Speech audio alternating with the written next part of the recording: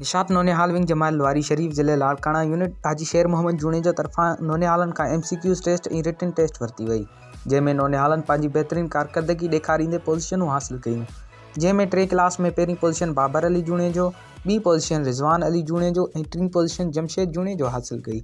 चौथीं क्लास में पहिरीं पोज़ीशन आरिफ अली जूणे जो, ॿीं पोज़ीशन समीउल्लाह जूणे जो ऐं टीं पोज़ीशन मुनीर जूणे जो पंहिंजे नाले करे वरितियूं।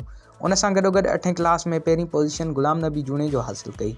उन मौक़े ते नाजिया शागिर्द तंज़ीम निशात जमाल लवारी शरीफ जा मरकज़ी प्रेस सेक्रेटरी अमजद हुसैन मसन जिन प्रोग्राम में ख़ुसूसी शिरकत कई ऐं पोज़ीशन हासिल कंदड़नि खे इनाम पिणु ॾिना।